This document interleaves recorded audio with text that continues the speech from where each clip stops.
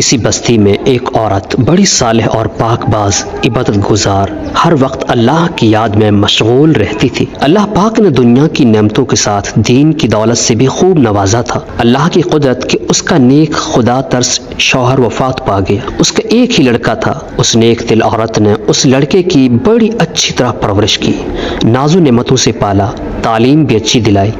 لڑکے نے جب دنیا کے میدان میں قدم رکھا تو ہر طرف اس کے حسن سلوک کے چرچے ہونے لگے۔ شریف لوگ اس کو عزت کی نگاہ سے دیکھتے، بیوہ عورتیں اس کو دعائیں دیتی، یتیم بچے اس کے قدموں میں آنکھیں بچھاتے۔ یہ سب اس وجہ سے کہ وہ ہر ایک سے حسب مراتب پیش آتا، وہ غریبوں سے ہمدردی کرتا، خیرات صدقات دیتا۔ غرض اس کی بستی میں کوئی ایسا فرد نہ تھا جو اس سے خوش نہ تھا۔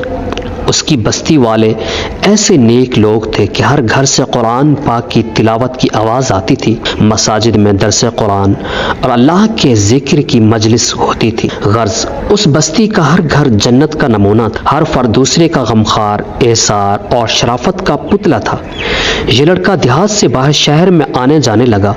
کچھ عریانی اور بے حیائی کا مظاہرہ کرنے والی عورتوں پر اس کی نظریں پڑنے لگی۔ آہستہ آہستہ اس کی دوستی نیکوں سے ہٹ کر بد لوگوں سے بڑھنے لگی۔ بد کردار دوستوں کے مشورے سے اس نے والدہ کے کھیت، دیہات کی پرسکون زندگی کو خیر آباد کہہ کر شہر کی فضا میں اپنا ڈیرا ڈال لیا۔ اس کے ڈیرے میں اب ہر قسم کے اوباش دوست اس کے گرد جمع ہونے لگے۔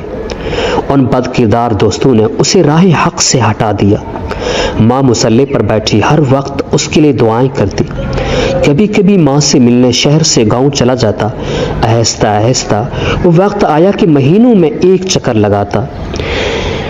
اسی اثناء میں اس کے بد کردار دوستوں کے ذریعے اس کی شناسائی ایک بد کردار عورت سے ہو گئی، اور وہ اس کا اس قدر اسیر اور فریفتہ ہوا کہ اپنے باپ کی جائیداد فروخت کر کے اس پر لٹاتا رہا۔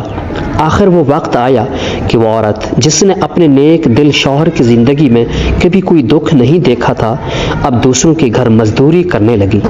بیٹا جب کبھی گاؤں آتا تو ماں مزدوری کے پیسوں سے بیٹے کو گھی لے کر دیتی، کوئی چیز بنا دیتی اور دعاؤں کے ساتھ رخصت کرتی۔ کافی عرصہ گزر گیا، لڑکا ماں کو ملنے نہ آیا۔ بیٹے کی جدائی میں اپنے ہوش و حواس کھو بیٹھی۔ جب بھی کوئی غیر اس کے دروازے کو کھٹکھٹاتا، وہ دوڑ کر دروازے پر جاتی، بے سختہ کہتی، میرے بیٹے تم آ گئے۔ بیٹے تم نے اتنی دیر کیوں لگائی؟ جب معلوم ہوتا کہ گلی کے کسی بچے نے دروازہ کھٹکھٹایا تو دل پر ہاتھ رکھ کر پھر مصلی پر آ بیٹھتی اور رونا شروع کر دیتی۔ روتے روتے اس نیک دل کی بینائی بھی جواب دے گئی۔ اور پھر جب اس لڑکے کے پاس کچھ نہ رہا تو اس عورت نے اپنے یاروں سے مشورہ کیا کہ اب اس سے جان چھڑائی جائے۔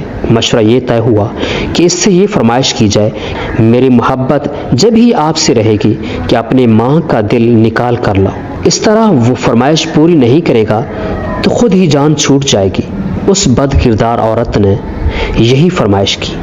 وہ انسان جو ایک وقت میں فرشتہ تھا، آج خواہش نفس کی خاطر شیطان سے بھی بدتر ہو گیا، اور اس فرمائش کو بھی پورا کرنے پر تیار ہو گیا۔ خنجر لیا گاؤں کی طرف چل دیا۔ عرصہ دراز کے بعد جب یہ بد نصیب دروازے پر پہنچا، آواز دی۔ ماں فرحت و خوشی سے دروازے کی طرف بڑھی۔ ماں سر چوما اور سینے سے لگایا۔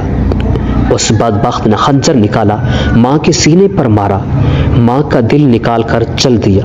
آسمان پر اندھیرا چھا گیا، اللہ کا عرش ہل گیا، ظلم کی انتہا ہو گئی۔ بدکاروں کا یار بد کردار جب فاحشہ عورت کے مکان پر پہنچا، ماں کا دل اس کے سامنے کیا۔ اس عورت نے کہا، تو اپنی ماں پر ایسا ظلم کر سکتا ہے تو معلوم نہیں میرے ساتھ کیا سلوک کرے گا، اس لیے یہاں سے نکل جا۔ آنکھوں پر اندھیرا چھا گیا، گرا اور مر گیا۔ ماں کا دل ہاتھ سے چھٹا، دل اس فاحشہ عورت کے کمرے میں پڑی ہوئی چھری پر پڑا۔ ماں کا دل پھٹا، درد دل سے یہ صدا نکلی، بیٹا کہیں چوٹ تو نہیں لگی؟ جی ہاں، اس سال نو کو ماں کی عظمت، ماں کی شفقت، ماں کی محبت، ماں کے احسانات کو مد نظر رکھتے ہوئے اس سال کی ابتدا کریں۔ اللہ حافظ۔